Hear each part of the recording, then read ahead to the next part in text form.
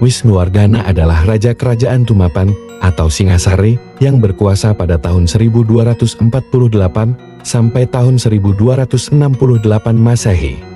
Raja yang punya nama asli Seminingrat ini bergelar Srijaya Wisnuwardhana Sang Mapanji Seminingrat. Wisnuwardhana adalah leluhur Raja-Raja Majapahit dan Singasari, dan merupakan satu-satunya Raja Singasari yang meninggal secara wajar.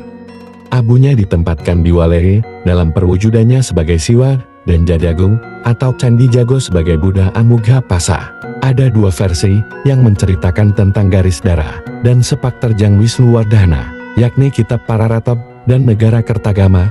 Namun dua kitab ini menyebutkan bahwa Wisnuwardhana adalah putra dari Anusapati. Dikisahkan dalam Pararaton, Anusapati adalah putra tunggul Ametung yang mati dibunuh Ken Arok.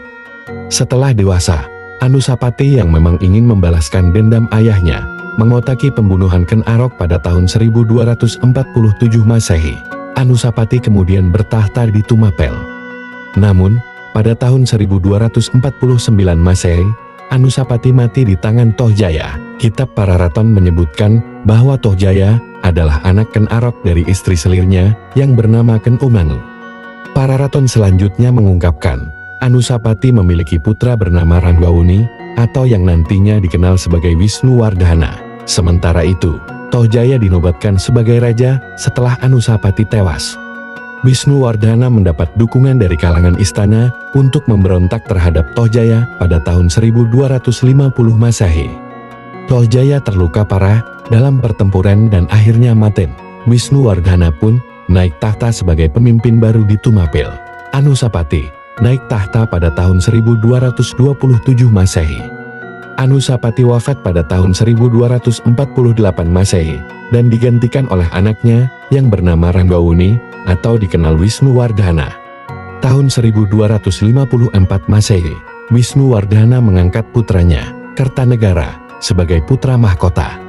Kertanegara inilah yang kelak menurunkan raja-raja Jawa, termasuk Majapahit dan seterusnya. Pada tahun yang sama, Wisnuwardhana juga mengganti nama Kutaraja, ibu kota Tumapel, menjadi Singasari.